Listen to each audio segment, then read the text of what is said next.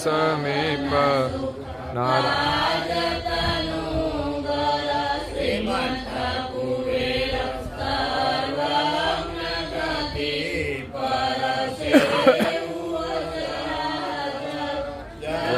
जहाँ परम गुरु समीप नारायण निज दासा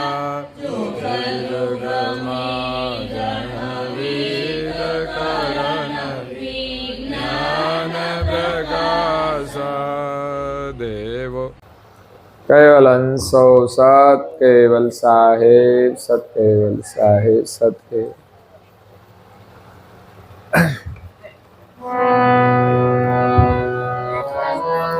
प्रथम परम गुरु ने नमो दिए करता बंदे ज्ञान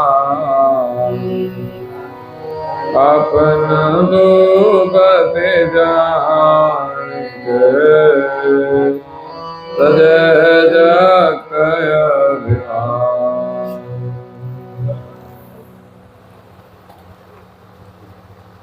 प्रेम भक्तजनों, ज्ञान संप्रदायના અધ્યસ્થાપક અનંત બ્રહ્માંડાધીશ વિશ્વનિયંતા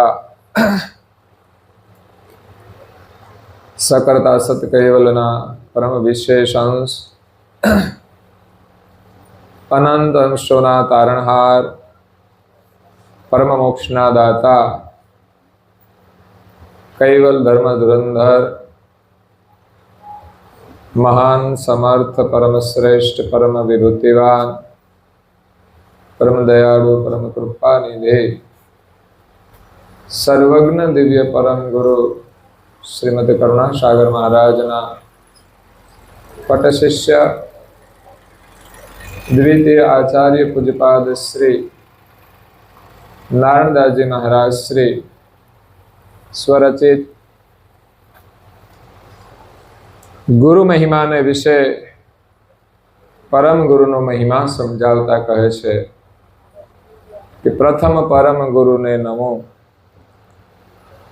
दिए करता संबंधी ज्ञान। पूज्यपाद श्री नारायणदासजी महाराज श्री एमनी रचनाओं परम गुरु नो महिमा समझायो छे, परम गुरु नो आपने दर्शन करायो छे। दिव्य परम गुरुए आपने कैवल नी ओळखाण करावी छे અને પોતાનો પરિચય પણ આપ્યો છે, પરંતુ પરમ ગુરુને પ્રસન્ન કરવા માટે પૂજ્ય શ્રી નારાયણદાસજી મહારાજ શ્રીએ પરમ ગુરુના મહિમાનું વર્ણન કર્યું છે. એ પ્રમાણે પરમ ગુરુનો મહિમા જાણી આપણે પરમ ગુરુને પ્રસન્ન કરવાના છે. તો પરમ ગુરુ કોણ છે? તો કહે છે કે પહેલા હું પરમ ગુરુના ચરણમાં વંદના કરું છું. નારાયણદાસજી મહારાજ શ્રી પરમ ગુરુના શિષ્ય છે, એટલે ગુરુ તો છે જ, પણ પરમ ગુરુની પરિભાષા એ માત્ર ગુરુ સુધી સીમિત નથી.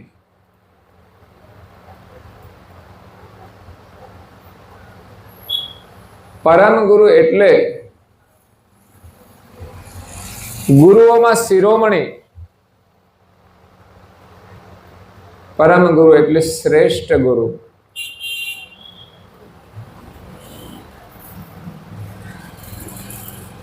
ઉત્તમ, મધ્યમ, કનિષ્ઠ અને શ્રેષ્ઠ એમ 4 વર્ગ છે. એમાં પરમ ગુરુ એ પરમ શ્રેષ્ઠ છે. નારાયણદાસજી મહારાજ શ્રીએ આ જગતની અંદર દ્રષ્ટિ કરી, સમસ્ત ગુરુઓનું અવલોકન કરી, આ તો તમામ સિદ્ધાંતનું અવલોકન કરી અને પરમ ગુરુના સિદ્ધાંતને જોઈને એમણે નિર્ણય કર્યો છે કે કરુણા સાગર એ પરમ ગુરુ છે અને સર્વોપરી ગુરુ છે. કારણ કે આજ સુધી જે જગતમાં ધર્મગુરુઓ થઈ ગયા, મહાન પુરુષો થઈ ગયા, એમના સિદ્ધાંતની અંદર સર્જનહારનું સ્થાપન નથી, અને એ સર્જનહારને માને છે ખરા, પણ એ વાસ્તવિક સર્જનહાર નથી.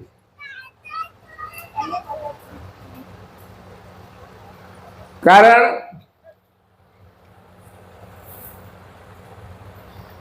કે કર્તા પદની પરિભાષા 3 પ્રકારે વિશ્વમાં થઈ છે.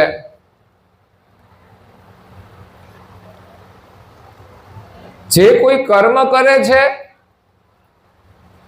એ કર્મના એ કર્તા છે. તો આ જગતની અંદર જેટલા પણ અંશો છે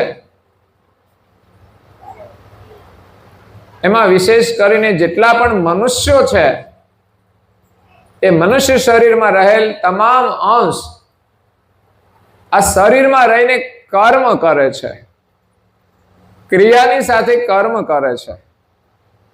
એકલી ક્રિયા નહીં, જો નિષ્કામ ભાવે કર્મ કરવામાં આવે તો એ કર્મ લાગુ નથી પડતું. 84 લાખ પ્રકારના શરીરોમાં મનુષ્ય એક જ કર્મ કરે છે, બાકીના તમામ જીવ એક શરીરની માત્ર ક્રિયાઓ જ કરે છે. એ કર્મનો ભોગવટો જ કરે છે. એટલે જે કર્મ કરે છે ઈચ્છાથી, અહંભાવથી, આકાંક્ષાથી, તો એ કર્મ થાય છે અને કર્મનો એ કર્તા કહેવાય. જો કર્મના કરતા સર્જનહાર હોય તો એ કોઈ દિવસ ખોટું કર્મ કરે? અંશ એ જ કર્મનું કરતા છે, એટલે એને પણ કર્તા કહેવાય ખરો. કારણ કે કર્મ કરવામાં અંશ સ્વતંત્ર છે, એટલે અંશે કરેલા કર્મ એને ભોગવવા જ પડે છે, એટલે એ કર્મનો કર્તા છે.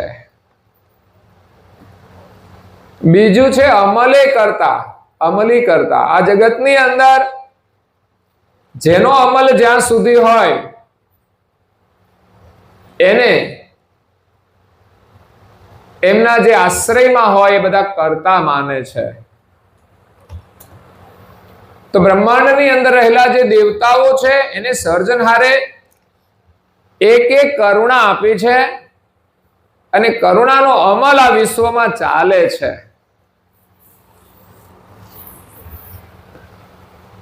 એટલે એના અમલને લઈને દુનિયામાં એમ લાગે છે કે આ જ કરતા છે. જેના અમલનો પ્રભાવ હોય એના પ્રભાવમાં જે કોઈ આવે એને એમ લાગે છે કે આ જગતના કરતા તો આ દેવતા જ છે. પછી બ્રહ્માજી હોય, વિષ્ણુ હોય, મહાદેવ હોય, બીજા અન્ય દેવતાઓ હોય, તો એ અમલે કરતા કહેવાય. પરંતુ જગતનું સર્જન એમણે નથી કર્યું. એ માત્ર એક સત્તાના પાવરથી કાર્ય કરે છે. એને સત્તા મળેલી છે, એ સૃષ્ટિના અંત સુધી એને સોંપેલી હોય છે. એ કોઈ લઈ શકતું નથી. એટલે દેવતાઓને પણ કરતા માને છે, પણ એ અમલે કરતા છે. આખા વિશ્વની અંદર જ્યોતિ પુરુષ નિરંજનનો અમલ સર્વોપરી છે. બ્રહ્મા, વિષ્ણુ, મહેશ એમના શિર ઉપર આદ્ય શક્તિ અને એના ઉપર નિરંજન છે. તો નિરંજનની સત્તા નીચે જ ત્રણ દેવતાઓ પોતાની સત્તા અનુસાર કામ કરે છે. તો કોઈ નિરંજનના ઉપાસક હોય તો એને સર્જનહાર માને છે.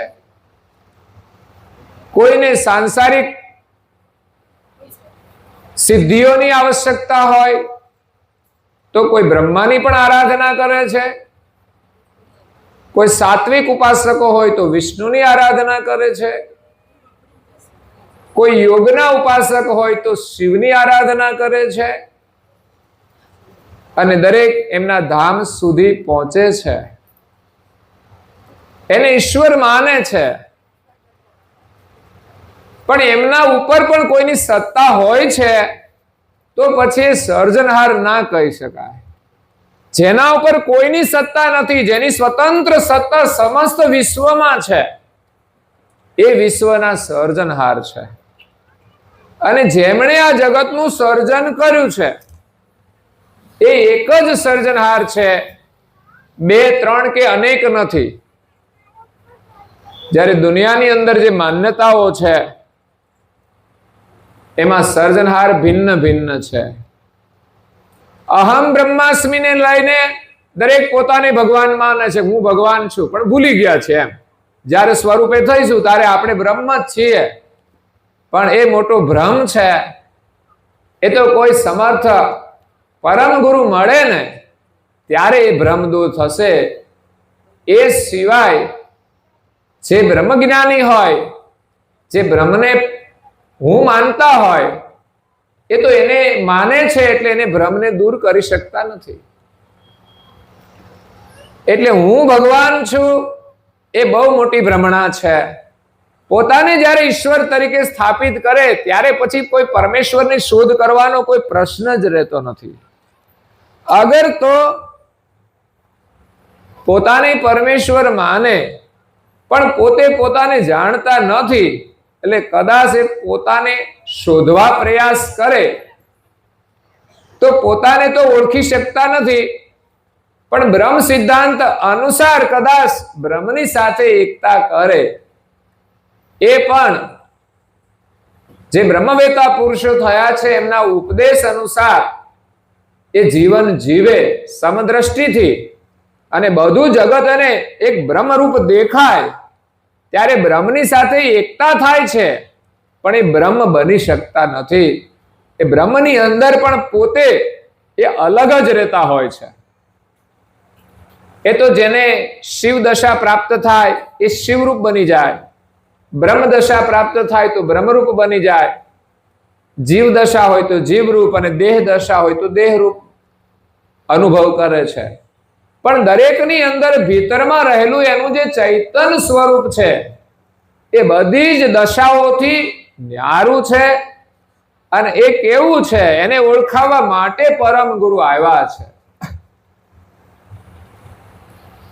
એટલે આ જગતના સર્જનહાર એ કારણરૂપ કરતા છે, કર્મના કરતા અંશ છે, અમલે કરતા બધા દેવતાઓ છે, પણ બધાનું સર્જન કરનાર સામાન્ય અંશ અને બ્રહ્માંડના જે બધા દેવતાઓ છે, સમસ્ત વિશ્વનું સર્જન કરનાર એક સર્જનહાર એ કારણ રૂપી કરતા છે.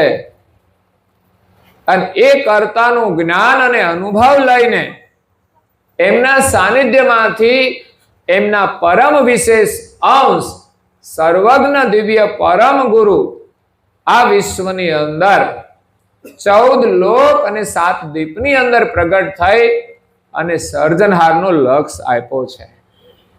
નિરંજન પણ ભૂલી ગયા છે. સૌપ્રથમ એમના ધામમાં ગયા ત્યારે નિરંજન પુરુષ આશ્ચર્યચકિત થઈ જાય છે કે આપ કોણ છો? મને અંદરથી એવું પ્રતીત થાય છે કે આપ શાયદ સ્વયં સર્જનહાર છો, એવું મને પ્રતીત થાય છે. તો આપનો પરિચય આપો. ત્યારે નિરંજન પુરુષને દિવ્ય પરમ ગુરુ કહે છે કે હું સર્જનહારનો પરમ વિશેષ અંશ છું.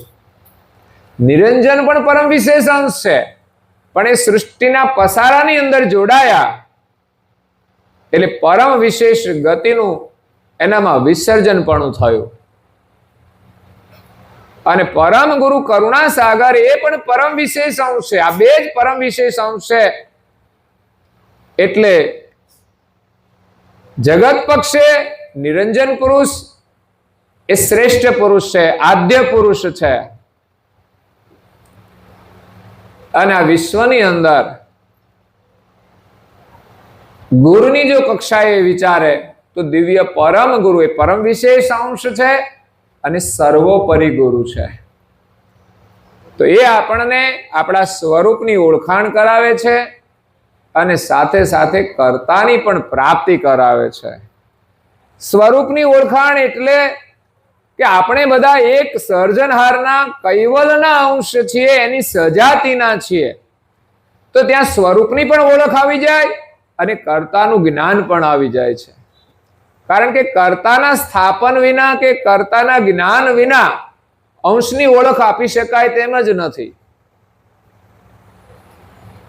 તો આપણે બધા કૈવલના અંશ છીએ, એક સર્જનહારના અંશ છીએ. પછી આ જગતની અંદર કોઈ ધર્મનો ઝઘડો રહેતો નથી. જ્યારે અત્યારે વર્તમાન સમયની અંદર જોઈએ તો ધર્મની લડાઈઓ પણ ચાલે છે. જગતની અંદર રાજકીય લડાઈઓ થઈ છે, સત્તાની લડાઈઓ થઈ છે, એનાથી પણ ભયંકર લડાઈઓ ધર્મની થઈ છે.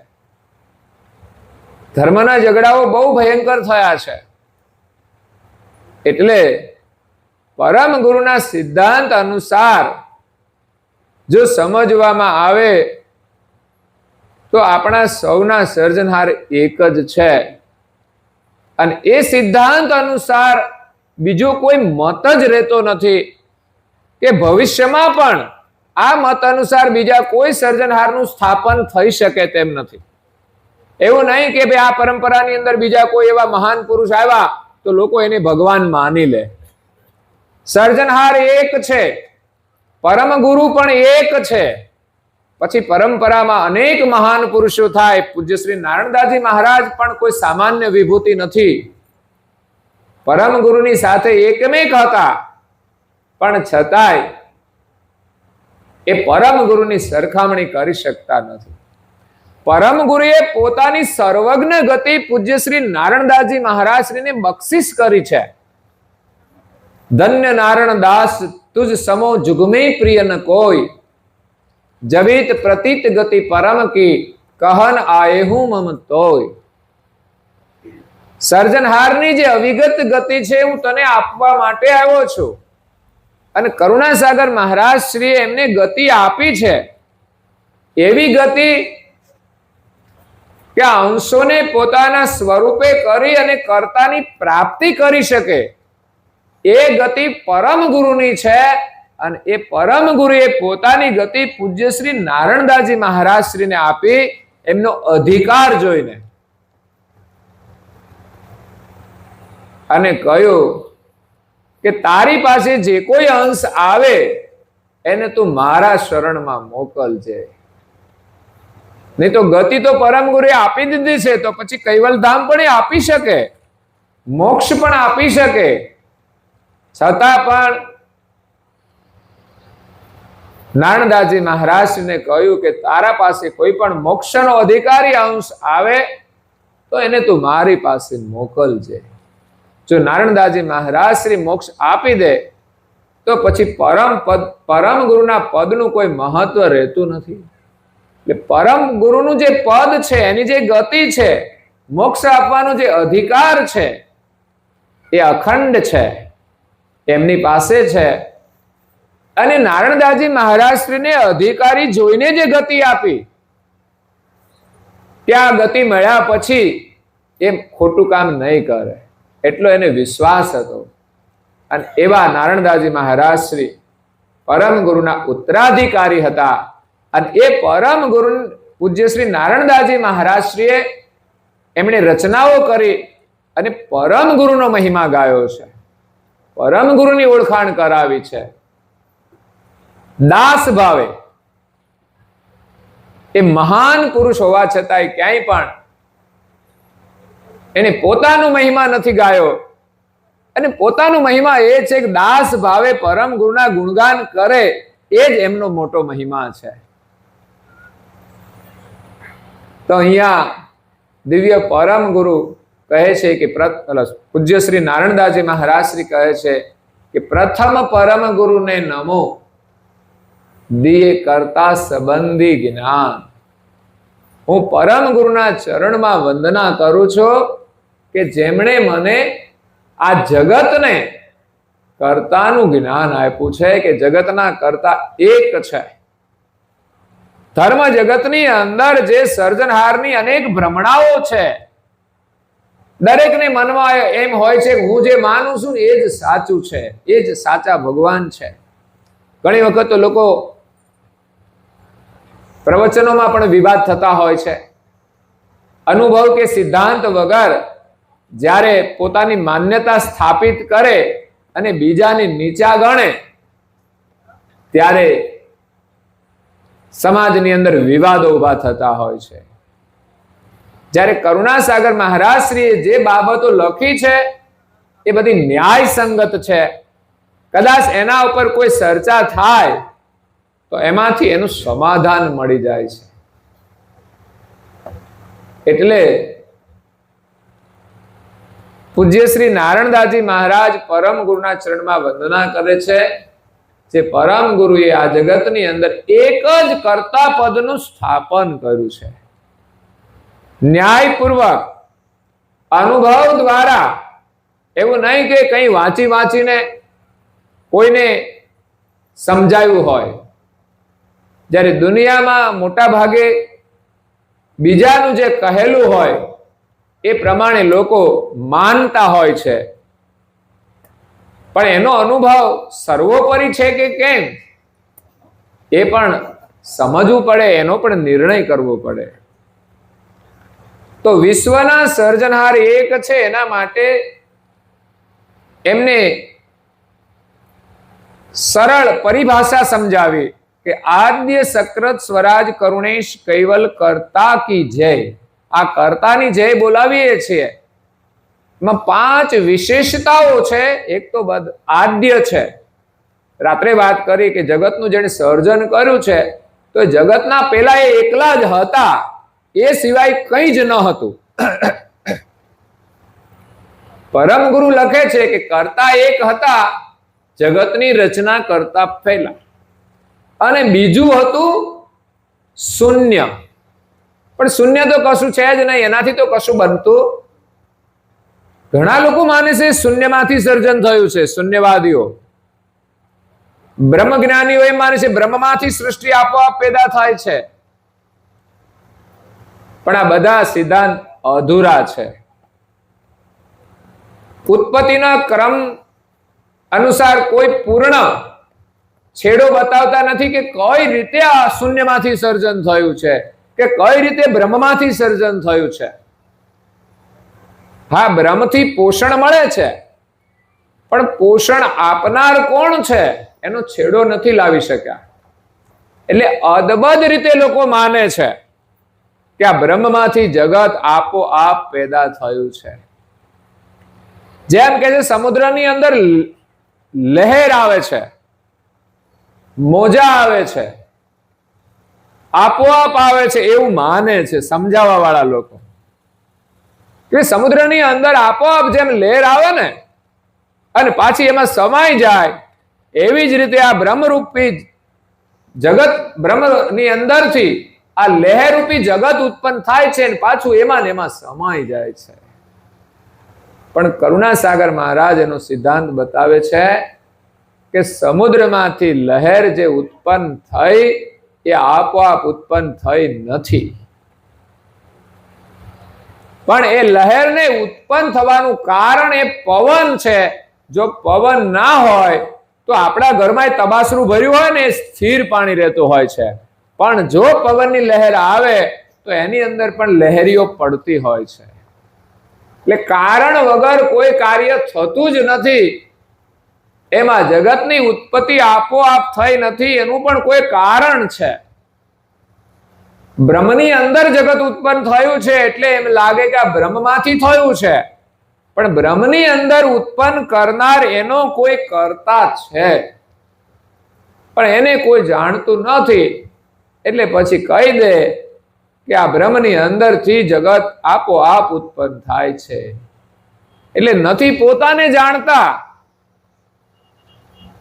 પોતાને બ્રહ્મ માનનાર એ પોતાને જ નથી જાણતા, તો પછી આ શરીરમાં રહેલ પોતાના સ્વરૂપને ન જાણી શકે તો આવું સમસ્ત બ્રહ્માંડનું સર્જન કરનાર એ જગત કર્તાને કેવી રીતે પામી શકે? કદાચ બ્રહ્મ સાથે એકતા થઈ જાય તો પણ પરમ ગુરુના લક્ષ્ય વિના કે ગુરુના લક્ષ્ય વિના કોઈ કર્તાને ઓળખી શકતું નથી, એનો નિર્ણય કરી શકતા નથી. કારણ કે ગતિ જ એવી અપરંપાર બનાવી છે ને કે એકવાર જે ગતિનું વિસર્જન થયું છે એ આપોઆપ થતું નથી. એટલે જગતમાં જે કક્ષાના ગુરુ મળે ને એ કક્ષાનું જ આપણને જ્ઞાન અને અનુભવ થાય છે, એનાથી આગળનું આપણે વિચારી શકતા નથી. એટલે બ્રહ્મલક્ષ સુધીના ગુરુઓ મળ્યા તો બ્રહ્મ સુધીની ગતિ એવા સાધકોને પ્રાપ્ત થઈ છે, પણ એ કર્તાને નથી પામી શક્યા. પણ એટલા એ મહાન પુરુષો હતા કે જ્યારે સર્વજ્ઞ પરમ ગુરુ એના ધામમાં આવ્યા અને કૈવલ્યનો લક્ષ આપ્યો, એ સાંભળતાની સાથે જ એ સમજણ આવી કે ના, ખરેખર વિશ્વના સર્જનહાર આ એક જ છે અને સત્ય છે. એટલે નારાયણદાસજી મહારાજ કહે છે કે કર્તાનું લક્ષ્ય લઈને આવ્યા છે એવા દિવ્ય પરમ ગુરુ, એને હું પ્રણામ કરું છું. એમણે સરળ ભાષામાં સર્જનહારની ઓળખ કરાવી છે. જો કે આ દુનિયાની અંદર એટલી બધી ભ્રમણાઓ છે ને, એને દૂર કરવા માટે એને સંપૂર્ણ રીતે કર્તાનું સ્થાપન કર્યું છે સમજાવીને. નહીં તો આ 5 વિશેષણોની વિશેષતાથી જ આ દુનિયા માને એવી નથી પાછી. એટલે દુનિયામાં જેટલી ભ્રમણાઓ છે, માન્યતાઓ છે, મતપંથો છે, બધાની ભ્રાંતિઓ દૂર કરવા માટે એને ભિન્ન ભિન્ન રીતે સ્થાપન કરી અને એક કર્તાની ઓળખ કરાવી છે. તો આદ્ય એ સર્જનહાર છે. શૂન્ય હતું પણ શૂન્ય જડ છે, એનાથી કંઈ જ ઉત્પન્ન થતું નથી. એ તો કર્તા અનાદિ છે અને શૂન્ય પણ અનાદિનું છે, એને કોઈ બનાવેલું નથી. પણ શૂન્ય એટલે શૂન્ય છે, જડ છે, એનું કોઈ મૂલ્ય નથી. આપણે ઘણી વાર કહીએ ને શૂન્યનું મૂલ્ય કેટલું? કંઈ જ નહીં. 0 એટલે એનું કંઈ મળે નહીં. જેનાથી કંઈ ના થાય ને એને શૂન્ય કહેવાય. પણ શૂન્યના આગળ એક અંક લખવામાં આવે ને તો શૂન્યની કિંમત થાય છે. બે શૂન્ય કરવામાં આવે ને પછી ડબલ શૂન્ય થાય ને તો 10 ગણી એની કિંમત વધી જાય છે. પણ એક અંક સિવાય શૂન્યની કોઈ જ કિંમત નહીં. અંક કોઈ ન હોય અને 10 શૂન્ય કરીએ ને તો એક શૂન્ય જ રહે છે, એનો જવાબ શૂન્ય જ આવે છે. એમાંથી કઈ સર્જન થતું નથી. પરંતુ આગળ એક અંક આવી જાય, એક સર્જનહાર, પછી તો એક સર્જનહાર દ્વારા જ બીજા બધા અંકોનું નિર્માણ થાય છે. પહેલા તો એક જ અંક છે, એક સર્જનહાર છે. પછી 1 + 1 કરો એટલે 2 થાય, 1 + 2 કરો એટલે 3 થાય. પછી આખા જગતનો વિસ્તાર થયો. પછી 9 અંકોમાંથી બધા જ અંકો બનતા હોય છે, આંકડાઓ બનતા હોય છે. એમ એક સર્જનહારથી આ જગતનો વિસ્તાર થયો. એમાંથી જે 9 અંકો છે બધા દેવતાઓનું સર્જન કર્યું અને એમના દ્વારા આખી સૃષ્ટિનું સંચાલન ચાલે છે. તો આદ્ય છે અને સક્રત છે. એ સર્જન કરનાર સર્જનહાર એ સક્રત છે. એના સંકલ્પથી જગતનું સર્જન થાય છે, માટે એને સક્રત કહેવાય છે, અક્રત નથી. બ્રહ્મ અક્રત છે, શૂન્ય પણ અક્રત છે. સર્જનહાર એ સજાણ જાણ વાળા છે અને સામર્થ્ય વાળા છે કે સંકલ્પ દ્વારા જગતનું સર્જન કરે છે. આપણે એમના જ અંશ છીએ પણ અલ્પ છીએ, અલ્પ જાણવાળા છીએ. તો આ શરીરની અંદર આપણને મૂક્યા છે તો આપણામાં પણ સંકલ્પ શક્તિ છે. આપણે સર્જનહારના જ સજાતી છીએ. તો જેમ સર્જનહારની અંદર સંકલ્પ શક્તિ છે એમ આપણામાં પણ અલ્પ સંકલ્પ શક્તિ છે. તો અલ્પ સંકલ્પ શક્તિ વાળા અંશો અલ્પ કાર્ય કરે છે, પણ સંકલ્પ વિના કોઈ કાર્ય થતું નથી. પહેલો સંકલ્પ કરવો પડે. તો અંશોની અંદર અલ્પ સંકલ્પ શક્તિ છે. તો જ્યારે નિંદ્રામાં સૂઈ જાય ને ત્યારે એ જગતનું સર્જન કરે છે. જે સ્વપ્ન છે ને એ અંશની દુનિયા છે. તો એ અલ્પ સૃષ્ટિ છે, એ પાછી સમાઈ જાય છે પોતાના સંકલ્પની અંદર, પોતાની વૃત્તિની અંદર એ દુનિયા સમાઈ જાય છે. પછી એનો કોઈ કચરો રહેતો નથી. એવી જ રીતે કરતા એના સંકલ્પથી આજે જે દેખાય છે એવી સૃષ્ટિ બનાવી છે અને એ પણ એક દિવસ સમાઈ જશે. પછી આમાંનો કોઈ કચરો રહેશે. આપણને એમ થાય જગત સમાઈ જાય ત્યાર પછી આ ઈંટો ને આ ઘર ને બધું ક્યાં જશે? તો કે આ બધું બનાવ્યું છે પંચભૂતમાંથી. તો એ બધું પાછું પંચભૂતની અંદર વળી જાય છે. તો પંચભૂત ક્યાં જશે? તો કે પંચભૂતનું સર્જન જે પ્રકારે સર્જનહારે પોતાના સંકલ્પથી કર્યું છે, અવિગત જે આકાશ કહેવાય, જેને શૂન્ય કહેવાય, અવિગત આકાશમાંથી આકાશ બન્યું છે. એ કર્તાએ સંકલ્પથી બનાવ્યું છે, આપોઆપ થયું નથી. તો એ અવિગત આકાશમાંથી આકાશ થયું છે. એ પણ બ્રહ્મ ભૂમિકામાં થયું છે, એકલું થયું નથી. બ્રહ્મ જે પ્રકાશ છે એના સિવાયનું શૂન્ય છે, એમાં કશું થતું નથી. પણ બ્રહ્મ ભૂમિકાની અંદર જે શૂન્ય આવેલું છે એ અવિગત આકાશમાંથી આકાશ થયું. આકાશમાંથી શબ્દ માત્રા થઈ અને આકાશમાંથી પવન તત્વ થયું. પવનમાંથી અગ્નિ થયો, અગ્નિમાંથી પાણી થયું, પાણીમાંથી પૃથ્વી થઈ. અને આ 5 તત્વોના માંથી જ કર્તાએ પાછા સંકલ્પ દ્વારા જ પોતાની વૃત્તિ દ્વારા એ તત્વોનું પાછું મિશ્રણ કર્યું છે. એમ જ કઈ આ બધા અલગ અલગ શરીરો બન્યા નથી. એ કોઈ બ્રહ્માએ નથી બનાવ્યા, કોઈ વિષ્ણુએ નથી બનાવ્યા, કોઈ મહાદેવે નથી બનાવ્યા. એમના જ તત્વો બધા એ કરતા માલિકે સંકલ્પ કર્યો એ બ્રહ્મ ભૂમિકામાં, પેલી પ્રકાશ બ્રહ્મવૃત્તિમાં, બીજી સંજમ ભોગવૃત્તિના તત્વો મૂક્યા, ત્યારે એ કરવાની ક્રિયાઓ આગળ વધી.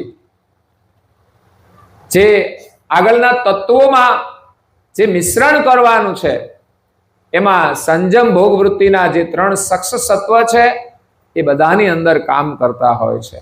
અને ત્રીજી ઈચ્છા વૃત્તિથી આ બધા 72 તત્વો થયા, એમાં 5 ભૂત પણ આવી જાય છે. અને એ બધા જ તત્વોનું મિશ્રણ એમણે ચોથી ક્રિયાવૃત્તિથી કર્યું. આ વિજ્ઞાન તમને કોઈ ધર્મગ્રંથોમાં જોવા પણ નહીં મળે કે જગતનું સર્જન કેવી રીતે થયું છે એનું યથાર્થ વર્ણન, જેમ છે તેમ. અને એટલા જ તત્વો આપણા શરીરમાં કામ કરે છે. તો એ 72 તત્વોની મિશ્રણ કરી અને કરતા માલિકે 84 લાખ પ્રકારના જે શરીરો છે એના અંકુરો બનાવ્યા છે. એટલે આ જગતની અંદર જે ઉત્પત્તિ થઈ છે દરેક શરીરોની, તે કોણે કરી છે?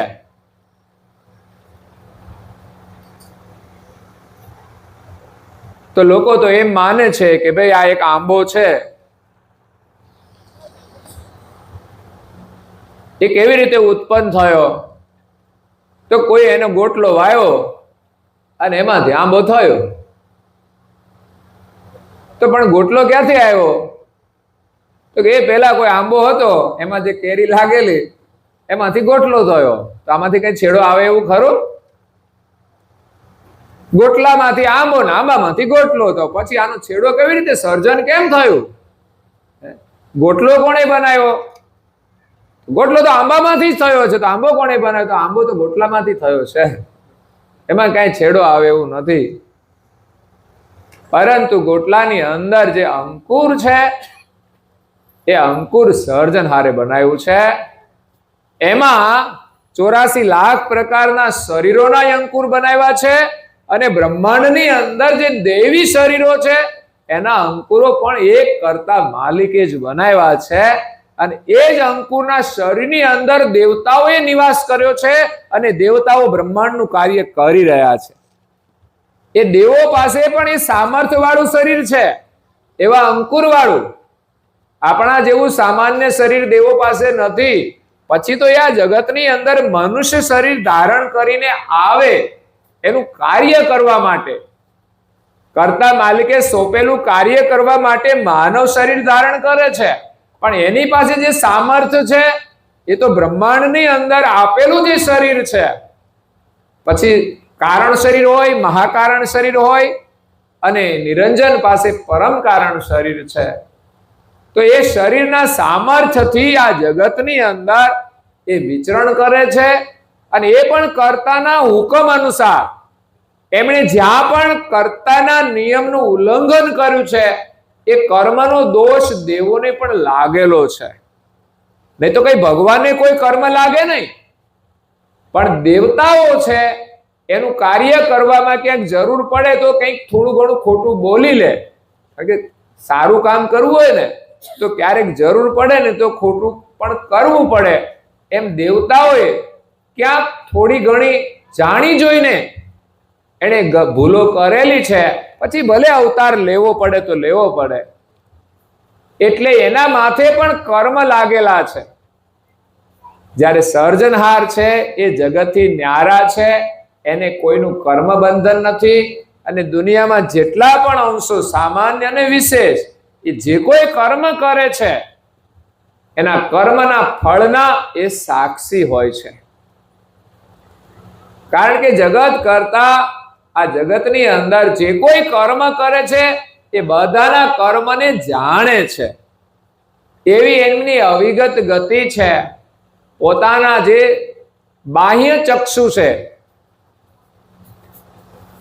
એ બાહ્ય ચક્ષુ એવા દિવ્ય છે કે બધા જ અંશો સાથે એનું જોડાણ છે. એટલે એની એકતા વિના કોઈ અંશ કર્મ નથી કરી શકતો. અને જે કોઈ કર્મ કરે તો એ કરતા એને જાણે છે. કારણ કે કર્તાના જે બાહ્ય ચક્ષુ છે એની એકતા પ્રકાશ બ્રહ્મ વૃત્તિ સાથે, પ્રકાશ બ્રહ્મ એટલે સમસ્ત બ્રહ્માંડમાં વ્યાપક છે, એની અંદર જ બધા અંશો છે, એ અંશોની જે બાહ્ય વૃત્તિ છે એની એકતા એ પ્રકાશ બ્રહ્મ વૃત્તિ સાથે છે, એટલે એની એકતા વિના કોઈ અંશ કર્મ કરી શકતું નથી. એટલે પ્રકાશ બ્રહ્મ વૃત્તિના માધ્યમથી કૈવલ કરતા સમસ્ત સૃષ્ટિના જેટલા પણ જીવો છે એ બધાના કર્મને જાણે છે, એના એ સાક્ષી છે. એટલે કર્મ બંધનમાંથી કોઈ છૂટી શકતો નથી. ભલે કોઈ જાણતું હોય કે ન જાણતું હોય, એમ માનીને આપણે કર્મ કરીએ કે આપણા મનમાં આવતા વિચાર કોણ જાણે છે? હા, સામાન્ય જીવો ના જાણે, પણ વિશ્વના જે સર્જનહાર છે એનાથી કશું અજાણ નથી. એટલે ખોટો વિચાર કરીએ એનું પણ આપણને કર્મનું ફળ મળે છે. આપણને એમ થાય કે વિચાર કર્યો તો આપણે કઈ ખોટું તો કર્યું જ નથી ને, ખાલી વિચાર જ કર્યો તો શું ફળ મળે? તો મનની શાંતિ વિચાર માત્રથી બદલાય છે. ફોન આવ્યો, ફલાણા ભાઈ ઓફ થઈ ગયા છે, તરત જ આપણા હાવભાવ બદલાઈ જાય છે. ફલાણું કંઈ ખોટું થઈ ગયું, આપણો ધંધો ચાલતો હોય, ફેક્ટરી ચાલતી હોય, આપણે કંઈક બેઠા હોય અને સમાચાર આવે કે આપણી ફેક્ટરીમાં આગ લાગી ગઈ છે, તો આપણી અંદર પણ આગ લાગી જાય. પણ પછી પાછો બીજો છોકરો સમાચાર આપે, ચિંતા ના કરતા પપ્પા, આપણે વીમો ઉતરાવેલો છે, તો વળી પાછી શાંતિ થઈ જાય છે આ વિચાર માત્રથી. વળી ત્રીજા છોકરાનો ફોન આવે કે આપણે પ્રીમિયમ તો ભર્યું નથી, તો વળી પાછી આગ લાગી જાય. એટલે આ વિચાર માત્રથી આગ લાગે છે ને ઓલવાય છે. અને વિચાર કર્યો છે ખોટો, તો ખોટું કાર્ય કરવાની સંભાવનાઓ બની જ જાય છે. એ વિચારોના માધ્યમથી જ માણસ ખોટા કર્મ કરે છે.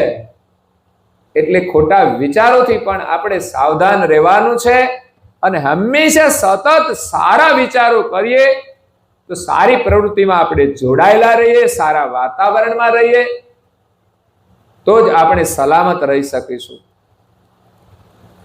એટલે સર્જનહાર આદ્ય છે, સક્રત છે. સક્રત એટલે 84 લાખ પ્રકારના જે શરીરોના અંકુરો છે માલિકે બનાવેલા છે.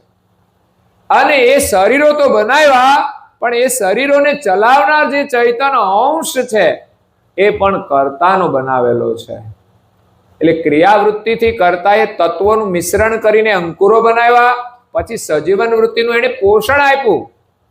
પ્રકાશ બ્રહ્મ વૃત્તિના માધ્યમથી સજીવન વૃત્તિ દ્વારા એમણે પોષણ આપ્યું અને બધા ઘાટો મોટા થઈ ગયા, પણ એમની જાતે હાલતા ચાલતા ના થયા. ત્યારે કર્તાએ છઠ્ઠી અંશ વૃત્તિ દ્વારા અંશોનું સર્જન કર્યું, જે પોતાની સજાતિના અંશો હતા. બીજા બધા જે તત્વો બનાવ્યા એ પોતાની સજાતિના નથી, એ તો અવિગત આકાશમાંથી આ બધા તત્વોનું સર્જન કર્યું છે. અને કર્તાએ એનું મિશ્રણ કર્યું. એ પોતાની અંદર ભળી શકતા નથી. જ્યારે એનો અંત આવે ત્યારે બધા જ તત્વો જે પ્રકારે ઉત્પન્ન થયા એ અવિગત આકાશની અંદર સમાઈ જવાના.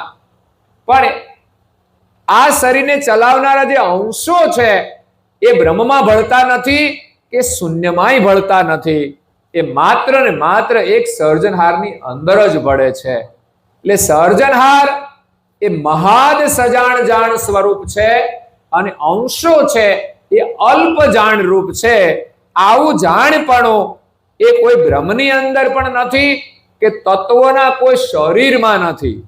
કર્તાએ જે તત્વો બનાવ્યા છે ગુણવાળા છે, એટલે ગુણધર્મ પ્રમાણે એ તત્વો એનું કાર્ય કરે, પણ એ પોતાની જાતે કશું કરી શકતા.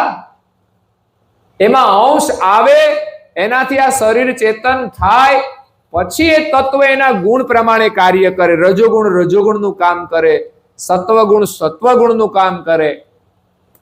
તો આ ગુણ છે એ અંશની અંદર નથી, પણ અંશ આ તત્વોના પ્રભાવમાં આવી ગયો એટલે પોતાના ચૈતન્ય સ્વરૂપને ભૂલી ગયો અને પોતાની જાણ હતી મલિન થઈ ગઈ, રજોગુણ રૂપ થઈ ગઈ, સત્વગુણ રૂપ થઈ ગઈ, તમોગુણ રૂપ થઈ ગઈ. અને અનેક કર્મો કરીને આ અંશે જે વાસના ગ્રહણ કરી એ પોતાની વૃત્તિની અંદર એનો જમાવ થઈ જાય છે અને પછી એનો સ્વભાવ બની જાય છે, એમની દશા બની જાય છે. શરીર દશા છે, દેહ દશા છે, જીવ દશા છે, શિવ દશા છે, બ્રહ્મ પણ એક દશા છે. પણ પોતાના જે સ્વરૂપની સ્થિતિ હતી એ અંશો વિસરી ગયા છે. માત્ર એ આ શરીરને ચેતન કરે છે, પણ પોતાનું જે સ્વરૂપ છે કે હું ચૈતન છું એ ભૂલી ગયા છે. એટલે સર્જનહાર સક્રત છે, સ્વરાજ છે. આખા વિશ્વમાં એક માલિકનું જ રાજ ચાલે છે. બીજા બધા જે કામ કરે છે ને એ બધા પોતાને આપેલી સત્તા અનુસાર, દરેક દેવોને જે ક્ષેત્રની સત્તા આપી છે એમાં એનો પ્રભુત્વ હોય છે. એટલે આખી દુનિયામાં, આખા વિશ્વની અંદર એ દેવોની સત્તા છે, પણ પોતાની મર્યાદા પૂરતી. આખા વિશ્વની અંદર કોઈનું સામ્રાજ્ય હોય તો એક સર્જનહારનું છે. સ્વરાજ એટલે પોતાનું જ રાજ, કોઈનું આપેલું નહીં. જ્યારે બ્રહ્માંડની અંદર જે લોકો કામ કરે છે, અત્યારે આપણે સાધના કરીએ તો આપણને પણ સત્તા મળે છે. જેમ રાજકારણની અંદર સત્તા મળે ને, એમ આ બ્રહ્માંડની અંદર, ધર્મ જગતની અંદર, આધ્યાત્મિક જગતમાં પણ આપણે સાધના કરીએ તો આ બ્રહ્માંડમાં આપણું વર્ચસ્વ આવે છે. અનેક રિદ્ધિ સિદ્ધિઓ મળે ને તો આપણે બીજાને આપી શકીએ છીએ. એ તો સર્જનહારની રિદ્ધિ સિદ્ધિ આપવાનો અધિકાર આપણને ક્યાંથી? પણ ના, સત્તાનો કોઈ અધિકાર પ્રાપ્ત થાય, કોઈ સાધના કરે, એટલી લાયકાત મળે તો એ આપી શકે છે. અને એનો જો એ દુરુપયોગ કરે તો એ સત્તા નષ્ટ પણ થઈ શકે છે. રાજકારણમાં શું થાય છે? દુરુપયોગ થાય તો પ્રજા એની હામી પડી જાય તો એની સત્તા લઈ પણ લે છે. એટલે ન્યાય અનુસાર આ જગતની અંદર બધાને સત્તા મળે છે, પણ એ કર્તાના અંડરમાં રહીને એ સત્તાનો ઉપયોગ કરી શકે છે. પણ સર્વોપરી સત્તા એ કોઈની પાસે નથી. ને સર્વોપરી સત્તા એ તો સર્જનહાર પાસે છે.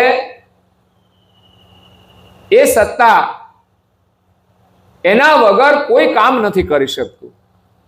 આપણે બધા કામ કરીએ ને એ સિદ્ધિ મેળવીને થોડું ઘણું કામ કરી શકીએ, કોઈની મદદ કરી શકીએ,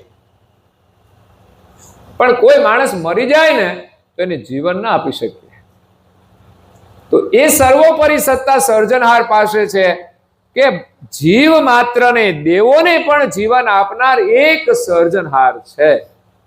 એ સત્તા એમની છે. અને જેનું કર્મ છે એનું ફળ એને ભોગવવું જ પડે. એ સત્તાનો પાવર પણ એમની પાસે છે. બાકી આપણે તો લાગવકશાહીમાં માનવા વાળા બધા, આપણા હગા હોય ને આપણા નજીકના હોય, ગુરુ ચેલો હોય તો ચેલાને થોડું માફ કરી દે અને ચેલો પછી વાહવાહી કરે. તો એ ધર્મ જગતમાં ચાલે છે, પણ કર્તાનો ન્યાય એટલે ન્યાય જ. ત્યાં કોઈને બક્ષિસ મળતી નથી. દરેકના કર્મનું ફળ એને ભોગવવું જ પડે છે. તો એ સ્વરાજ છે. અને કરુણેશ, આ જગતની અંદર કેટલી બધી એમણે કરુણાઓ કરી છે અને આપણને બધાને સુખ આપે છે. એની કરુણાથી જ આપણે સુખી છીએ. અને આપણને સુખી કરવા માટે એમણે દેવોને પણ એક એક કરુણા આપી છે. અને દેવોની કરુણા આપણને મળે છે. આપણી આંખોમાં સૂર્યચંદ્રની કરુણા છે, તો બ્રહ્માંડમાં રહેલા દેવતાઓ છે એને સર્જનહારે કરુણા આપી પ્રકાશ કરવાની. તો એ બ્રહ્માંડમાં તો પ્રકાશ કરે છે, પણ એ જ સૂર્યચંદ્રના અંશ આપણી આંખોમાં આવ્યા તો એ દેવતાઓ આપણા ઉપર કરુણા કરીને આપણને દ્રષ્ટિ આપે છે. અને એ દ્રષ્ટિ હોય તો જ આપણે આ જગતને જોઈ શકીએ અને આનંદ કરી શકીએ ને. એ તો જગત તો સરસ માલિકે બનાવ્યું છે, સૂર્ય પણ પ્રકાશ કરે છે, પણ આપણી આંખોમાં જો એનું તેજ નહીં હોય તો પણ આપણા માટે તો જીવન અંધકારમય છે, દુઃખમય છે. તો એક દેવોની કરુણા પણ આપણા માટે કેટલી મહત્વની છે. સર્જનહારે કેવું અદ્ભુત જગત બનાવ્યું છે.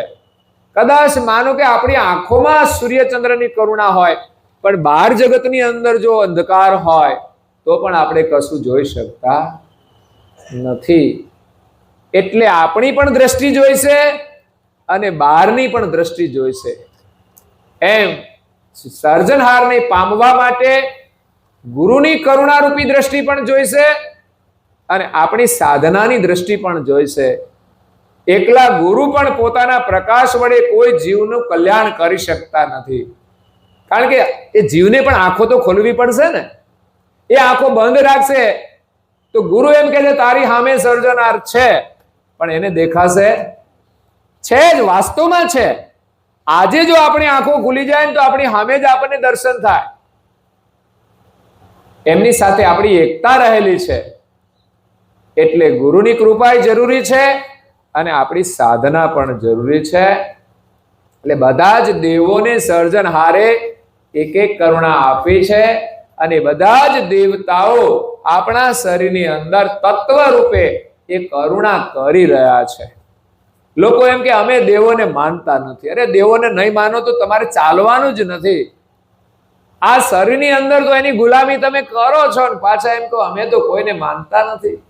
બધાને માનવા પડે, બધાનો આદર કરવો પડે. એ આપણા કરતા વડીલ છે તો એને વળી નમન કરવામાં કઈ વાંધો ખરો? ઘણા તો કે ભાઈ આપણે ત્યાં ક્યાંય નહીં જવાનું. ભાઈ શું કામ નહીં જવાનું? આ શરીરમાં તો બેસાડ્યા છે, એને કાઢી મૂકવાનું તો ખબર પડે. તમે એકલા જ રહો. પણ ચાલે એવું નથી. કરતા માલિકે જ એનું સર્જન કર્યું છે તો એનો આદર આપણે કરવો જ જોઈએ. આ આપણા સર્જનહાર ના માનીએ. સર્જનહાર એક જ છે, બે નથી. અને દેવતાઓ અનેક છે. તે બધાને પોતપોતાના સ્થાન પ્રમાણે આદર આપીને આપણે એને વંદન કરવાના છે. કારણ કે એ જ તત્વોની જે ક્રિયાઓ આપણે આ સંસારમાં કરીએ છીએ એ જ તત્વોને આપણે ઉલટાવાના છે. તો એમનો આદર કર્યા સિવાય એ ઉલટ થવાના નથી. આપણે પરમ ગુરુને જાણીએ છીએ છતાં પણ એ દેવો જે છે એમનું જે કાર્ય છે એના પ્રત્યે પણ આપણે વિનમ્રતા ધારણ કરી અને આપણે પરમાર્થ તરફ એને વાળવાના છે. જે સંસાર તરફ દેવી તત્વો કાર્ય કરે છે એ જ દેવી તત્વોની જે ક્રિયા છે એને આપણે પરમાર્થ તરફ વાળી અને કૈવલનું ભજન કરવાનું છે. પછી એ દેવતાઓ પણ આપણને મદદરૂપ થશે. આપણે ભજન કરીશું તો આંખો દર્શન આપશે. અંદર જે બધા તત્વો છે, ગુણ છે, દેવતાઓ એ પણ ત્રણેય આપણને ભક્તિ કરવામાં સહાયરૂપ થશે. તો એ રીતે સર્જનહાર કરુણેશ છે અને પાંચમું વિશેષણ કૈવલ છે. સર્જનહારને કૈવલ વિશેષણ લાગે છે. એક આદ્ય સક્રત સ્વરાજ કરુણેશ અને છેલ્લું છે કૈવલ, જેમાં કોઈ વળ નથી, જેમાં કોઈ મળ નથી ને જે નિર્મળ છે કૈવલ છે. તો વળ તો શૂન્યમાંય નથી. એ પણ અનાદિનું છે, સનાતન છે. અને કૈવલ વિશેષણ કૈવલને લાગે છે સર્જનહારને. તો આ બે વિશેષણ બંનેને લાગુ પડે છે. પણ શૂન્ય એ સર્જનહાર નથી. કારણ કે પહેલું અને છેલ્લું વિશેષણ શૂન્યને લાગે છે પણ છતાંય શૂન્ય એ કરતા નથી, સક્રત નથી, એનામાં કોઈ સત્તા પણ નથી, સ્વરાજ નથી. અને કરુણેશ એની અંદર કરુણાપણું પણ નથી. એટલે ત્રણ વિશેષણો એનામાં નથી. એટલે શૂન્ય એ સર્જનહાર નથી. એટલે સર્જનહારે જગતનું સર્જન કર્યું ને તો એકલા નથી કર્યું, એને શૂન્યની સાથે એકતા કરી છે. શૂન્યની સાથે દોસ્તી કરીને જ કર્યું છે. કારણ કે આ તત્વોનું સર્જન તો એમાંથી થવાનું છે. એટલે સર્જનહારે શૂન્યની સાથે થોડો પરિચય કર્યો. આપણે કોઈની સાથે પાર્ટનરમાં ધંધો કરવો હોય તો પાર્ટનરને જોવો તો પડે ને કેમનો છે. એમ કરુણા કૈવલ કરતા એ શૂન્યની સાથે થોડો પરિચય કર્યો, એને બોલાયું અને જોયું તો આદ્ય અને કૈવલ આ બે વિશેષણ એને મળે છે કે આ છે તો મારા વખતનું જ છે. હું સનાતન છું ને એ સનાતન છે. નહીં તો વચ્ચે ભળી પાછું ધંધો બંધ ના થઈ જાય, મરી જાય તો. પણ શૂન્ય તો શૂન્ય છે. એટલે એની સાથે એમની એકતા મળી છે કે આની સાથે ધંધો કરવામાં આમ કોઈ વાંધો નથી, કે દગો કરશે નહીં, કે વચ્ચે એમ કે હાલો હું મારો ટેકો ખેંચી લઉં તો પાછી સરકાર ભાંગી પડે. તો એમ કઈ એનાથી કઈ ટેકો ખેંચાય એમ છે. એટલે આજ દિવસે શૂન્ય અને કૈવલ પણ છે, એમાં કોઈ વળ નથી. એટલે એમની સાથે એમને એકતા કરી. બે પખા મળ્યા અને ત્રણ પખા ના મળ્યા. સક્રત નથી, સ્વરાજ નથી અને કરુણેશ નથી. જો એ હોય ને તો પાછો ડખો થઈ જાય. હા, એનામાં જો કઈ પાવર હોય ને તો પણ એ ધંધો ચાલે નહીં. એટલે ઘણીવાર બે લોકો ધંધો કરે ને કે એની પાસે પૈસા છે અને મારી પાસે ધંધો કરવાની સૂઝબૂઝ છે. તો એવી રીતે આ જે શૂન્ય છે એનું પૈસાનું રોકાણ કહેવાય. જડ છે ને પૈસા તો. અને ચલાવનાર તો સર્જનહાર છે. એટલે એને ખબર છે કે મારે જ ચલાવવાનું છે, એટલે એકલા પૈસાથી તો કામ થવાનું નથી. તો એ રીતે બે પખા મળ્યા ને ત્રણ પખા ના મળ્યા તો પણ કરતા માલિકે શૂન્યની સાથે એકતા કરી. એવું નહીં કે પાંચે પાંચ પખા એની સાથે મળે ને આપણા જેવા હોય તો જ ધંધો કરાય. બે હરખા હોય ને તો ડખા થાય છે. ઘરમાં પતિ અને પત્ની બેવ જો હોશિયાર હોય ને તો બેવ લડે, પણ એકાદમાં થોડું કંઈક ઓછું હોય, પેલામાં કંઈક બીજું કંઈક ઓછું હોય એટલે ગાડું ચાલ્યા કરે છે. તો બે પખા મળ્યા અને ત્રણ પખા ના મળ્યા. એટલે પરમ ગુરુ એક દ્રષ્ટાંત આપ્યું છે કે સમાજની અંદર કન્યાઓની અછત હોય અને છોકરાનો સંબંધ કરવાનો હોય અને પછી થોડી ઉંમર થઈ જાય તો પછી એમના લગ્ન કરવા માટે કદાચ કોઈ અંગની ખોડવાળી કન્યા હોય તો પણ એની સાથે સંબંધ કરવામાં આવે છે.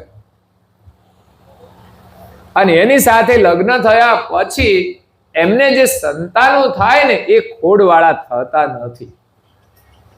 ખોડ તો એક કર્મનું કારણ હોય, પણ એ કર્મની સજા કઈ એની પ્રજાને થતી નથી. એટલે ખોડવાળી કન્યા હોવા છતાં એને સંતાનો ખોડવાળા નથી થતા. એમ આ શૂન્યની અંદર ત્રણ પખા નથી મળતા. એક ખોડ છે પણ એની સાથે એકતા કરવામાં, કઈ સૃષ્ટિને ચલાવવામાં કે સર્જન કરવામાં કઈ ખોડ આવશે નહીં. એ પ્રકારે સર્જનહારે આ જગતનું સર્જન કર્યું છે. એ સર્જનહારને પાંચ વિશેષણ લાગે છે. આદ્ય, સક્ર, સ્વરાજ, કરુણેશ અને કૈવલ. આ પાંચ વિશેષતાઓ જેનામાં હોય એ સર્જનહાર છે. અને આ જગતની અંદર અનેક માન્યતાઓ છે, પણ તમે જો અવલોકન કરશો તો આ પાંચ વિશેષતાઓ બધી નહીં હોય. જેને પણ સર્જનહાર લોકો માને છે એમાં પાંચ પ્રકારની વિશેષતાઓ નહીં હોય. કારણ કે સર્જનહારે જગત બનાવ્યું છે એની અંદર મહાન વિભૂતિ વાળા દેવતાઓ બનાવ્યા છે. અને વિશેષ વિભૂતિ વાળા જે દેવતાઓ છે એનું જ સર્જનહારના રૂપમાં સ્થાપન થયું છે. પછી બીજું ભગવાન તરીકે સ્થાપન થયું છે કે બ્રહ્માંડની અંદર જે દેવી ધામો છે એમાંથી પણ વિશેષ ગતિના અંશો આ જગતમાં આવ્યા છે.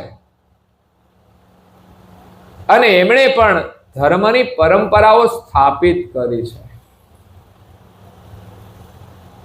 તો એ પ્રમાણે વિશેષ ગતિના અંશો જે આવ્યા એ જ્ઞાની હતા અને એનું જ્ઞાન સાંભળીને એમના નામની પરંપરાઓ પણ ચાલે છે. અને આજે ત્રીજા પ્રકારના જે ભગવાન છે કે કોઈનું ભજન કરતા હોય, કોઈને માનતા હોય અને એનામાં પણ કંઈક વિશેષતાઓ આવી જાય ને તો લોકો એને પણ ભગવાન માને છે. પરચા ચમત્કાર જોઈને, પરચા કદાચ બનાવટી પણ હોઈ શકે, એની પાછળ ષડયંત્રો પણ હોઈ શકે. હમણાં મેં પહેલા જ કહ્યું હતું એક વખત કે એક માતાજી હતા ને એની આંખોમાં કે છે ઘી આંજી દે અને પછી આગળ દીવા કરે ને ગરમી થાય ને એમાંથી પછી ઘી ઓગળે એટલે દુનિયાને બનાવે કે જો આ માતાજીને આંખમાંથી આંસુ આવે છે. તો આવી બનાવટો દુનિયામાં બહુ ચાલતી હોય છે. માતાજી તો માતાજી જ હોય છે. એમાં તમારી શ્રદ્ધા હોય ને તમે જેટલા સત્ય ઉપર ચાલો ને એટલું તમારું કામ થાય. એ કુદરતી શક્તિઓ તો આ બ્રહ્માંડમાં છે જ, એનું કામ કરે જ છે. પણ આપણે સત્યના માર્ગ ઉપર ચાલવું પડે. આપણી યોગ્યતા ના હોય તો કોઈ દેવી કામ કરતી નથી, કોઈ દેવ પણ કામ નથી કરતા. એટલે કાર્ય તો આપણા કર્મથી થશે, આપણી ભક્તિથી થશે. અને બ્રહ્માંડની અંદર સર્જનહારે આ બધી શક્તિઓ મૂકેલી છે એ એમનું કાર્ય કરવા માટે. કારણ કે જગતની અંદર જગતના જીવો જે દુઃખી છે અનેક પ્રકારે, એ દુઃખના નિવારણ માટે આ બ્રહ્માંડની અંદર દેવી શક્તિઓ મૂકી છે કે લોકોને જો જગતની અંદર આ દુઃખમાંથી છૂટવાનો રસ્તો ના મળે તો એ ધર્મના શરણે જઈ કોઈ દેવોનું આરાધન કરે તો એ દેવોની કરુણાથી પણ એ દુઃખમાંથી છૂટી શકે છે. સંસારની અંદરમાં જે દુઃખો છે એમાંથી છૂટવાનું થોડું કઠિન કામ હોય છે, પણ કોઈ ધર્મના માર્ગે જાય અને કોઈ ધાર્મિક કાર્યો કરે તો એ સરળતાથી એમાંથી છૂટી જાય છે. અંધશ્રદ્ધાથી કોઈ છૂટવાના નથી, પણ ન્યાયિક રીતે માણસ શ્રદ્ધાથી માને અને સત્ય કાર્ય કરે તો ચોક્કસ એનું ફળ એને મળે છે. એટલે સર્જનહાર જેનામાં 5 વિશેષતાઓ છે એ સર્જનહારની ઓળખ કરુણાસાગર મહારાજ શ્રી આ વિશ્વની અંદર કરાવે છે. તો એ પરમ ગુરુ આપણને આ શરીરમાં સર્જનહારની ઓળખ કરાવવા માટે એનો કોઈ નમૂનો હોય. આ તો એક વિશેષતાઓ તો બતાવી, પણ હવે એને પામવા કેવી રીતે? ચાલો 5 વિશેષતા સર્જનહારમાં છે, પણ એ સર્જનહાર મેળવવા કેવી રીતે? લોકો તો એમ માની લે કે આ બ્રહ્માંડની અંદર ઘણા બધા મહાન વિભૂતિવાળા દેવતાઓ છે, એનામાં પણ 5 વિશેષતાઓ છે એમ માની લેતા હોય છે. પણ ખરેખર સર્જનહારને ઓળખવા માટેનું પ્રમાણ આપણી પાસે જો કોઈ હોય તો એ આપણું સ્વરૂપ છે. આપણે સર્જનહારની સજાતિના છીએ, બીજા કોઈની સજાતિના નથી.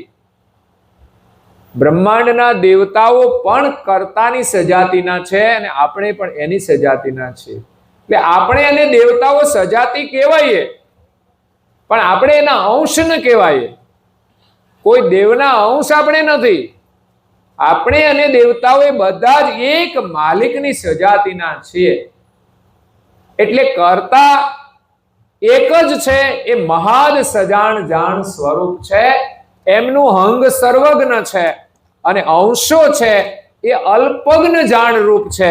એનું હંગ અલ્પજ્ઞ છે.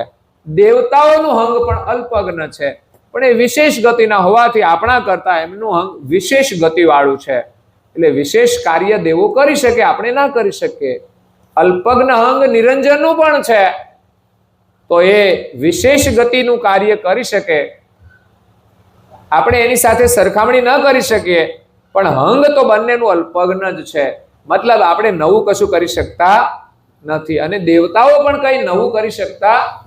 નવું તો સર્જનહારે જ કર્યું છે અને એ પણ જગતનું સર્જન જગતની આદ્યમાં કર્યું તે કર્યું, પછી એને નવું કઈ કરવાની જરૂર પડતી નથી. પાછળથી કઈ જ કરવાની જરૂર નથી પડતી. એ તો જે કઈ નવું સર્જન ને પ્રલય ને એ બધું થાય છે એ તો સર્જન કરેલું છે એની અંદર. જેમ આપણે માનો કે એક રોટલીનો લોટ બાંધ્યો હોય, એમાંથી પછી રોટલી બનાવીએ તો એમાંથી અલગ બન્યું, પણ એ હરખું ના થાય તો વળી પાછું ગોળીઓ વાળીને પાછું ભેગું કરી દઈએ, તે પાછું એમાં સમાઈ જાય, એમાંથી બને ને એમાં સમાઈ જાય. એ સર્જનનું કાર્ય દેવતાઓ કરે છે. બ્રહ્મા ઘાટ ઘડે છે, પણ કર્તાના બનાવેલા જે અંકુર છે એ શરીર છે, એમાંથી પછી બીજું શરીર બનાવવું હોય તો રજોગુણ રૂપી બ્રહ્માની જરૂર પડે. રજોગુણ વિના એક શરીરમાંથી બીજું શરીર બની શકતો.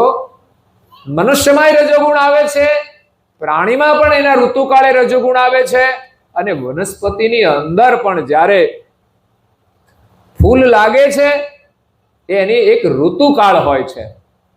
એ રજોગુણનો સંચાર થાય એટલે જે વનસ્પતિનો જે સમય હોય, બધાનો એક સરખો નથી હોતો, તો એ પ્રમાણે એની અંદર ફૂલ લાગે અને પછી એને ફળ લાગે છે. તો આ એક રજોગુણના માધ્યમથી એક લીમડાના છોડની અંદર અનેક લીંબોળીઓ આવી અને બીજા અનેક લીમડા પાછા થવા. તો કર્તાએ તો અંકુરો બનાવી દીધા, પણ એક ઘાટમાંથી બીજા ઘાટનું સર્જન કરવામાં એક રજોગુણ નિમિત્ત હોય છે. એકલો રજોગુણ પણ કામ નથી કરી શકતો. કર્તા માલિક જો જીવન ન આપે તો કોઈ દેવ કે કોઈ તત્વ પણ કામ કરી શકતું નથી. એટલે કર્તા માલિકની સત્તા વિના તો કોઈ થતું જ નથી, અને કર્તાના નિયમ અનુસાર જ બધું થાય છે. એટલે આ શરીરની અંદર આપણા સ્વરૂપને આપણે ઓળખવાનું છે, અને ન્યાય સહિત દિવ્ય પરમ ગુરુ એની લક્ષણા બતાવે છે. એ પ્રમાણે આપણું સ્વરૂપ આપણે મેળવવાનું છે. પછી આ જગતની અંદર ધર્મગુરુ એમ કે આપણે બ્રહ્મ છીએ, તો પછી બ્રહ્મની સાથે એકતા થશે ને આપણે બ્રહ્મને પોતાનું સ્વરૂપ માની લઈશું, પણ આપણું સ્વરૂપ આપણને ઓળખાશે નહીં. જે સર્જનહારની સજાતિનું લક્ષણા વાળું જે સ્વરૂપ આ શરીરને જે ચેતન કરે છે, એ જે જાણ સ્વરૂપ છે, એ પરમ ગુરુની લક્ષણાથી આપણે એને ઓળખવાનું છે. જેમાં જાણપણું છે, જેમાં ક્રિયાશક્તિ છે, જેમાં ચેતના છે. આપણે એમ કે આપણું સ્વરૂપ બ્રહ્મ છે, ચાલો માની લીધું, તો આ શરીરમાં રહેલો ચૈતન અંશ ચાલ્યો જાય છે ને મૃત્યુ પામે છે, તો શું આ શરીરમાં બ્રહ્મ નથી? બ્રહ્મ તો સર્વત્ર વ્યાપક છે. તો બ્રહ્મ હોવા છતાંય શરીર ચાલતું કેમ નથી? બ્રહ્મ છે, પણ પેલો ચૈતન એકદેશી એમાં નથી. બ્રહ્મ છે સર્વદેશી છે, અંશ છે એકદેશી. એ પોતાના સ્થાને રહી અને સર્વત્ર વ્યાપક બ્રહ્મ શરીરમાં છે. અને આ શરીરમાં કર્તા માલિકે જે પ્રકાશ બ્રહ્મવૃત્તિ દ્વારા તત્વો મૂક્યા છે, એ પ્રમાણે પ્રણવને ચેતન કરે. પ્રણવ ચેતન થાય એનું જોડાણ એ બધા જ ચક્રો સાથે જોડાયેલું છે. એ બધા ચક્રો ચેતન થાય અને ચક્રોના માધ્યમથી આખા શરીરની નાડીઓ ચાલતી હોય છે. રગે રગની અંદર એની ચેતના વ્યાપી જાય ત્યારે આ શરીર ચાલે છે. એટલે આપણા સ્વરૂપનું સરનામું એમણે પરફેક્ટ આપ્યું છે, અને એ લક્ષણા પ્રમાણે આપણે આપણા સ્વરૂપનો અનુભવ કરવાનો છે. આપ નપુપતિ જાણ કે પોતાના સ્વરૂપ દ્વારા જ સર્જનહારનો નિર્ણય થશે, નહીં તો સર્જનહારની પ્રાપ્તિ થવાની નથી. આ દુનિયામાં એક ભગવાન માનીએ કે 50 ભગવાન ઘરમાં રાખીએ, પણ આપણા સ્વરૂપની ઓળખાણ વગર આપણે માલિકની સાથે એકતા કરી શકવાના નથી. આપણા સ્વરૂપની ઓળખ એ ગુરુ સિવાય થવાની નથી. અને ગુરુની પાસે પાછો કેવો લક્ષ્ય છે? બ્રહ્મનો લક્ષ્ય છે કે કોઈ બીજો લક્ષ્ય છે? સગુણનો છે, નિર્ગુણનો છે, કે પછી પરમ ગુરુએ આપેલું લક્ષ્ય છે? પરમ ગુરુએ આપેલું લક્ષ્ય હોય તો એ લક્ષણા પ્રમાણે ભક્તિ કરે તો પરમ ગુરુની કૃપાથી એને આપણું સ્વરૂપ મળે છે.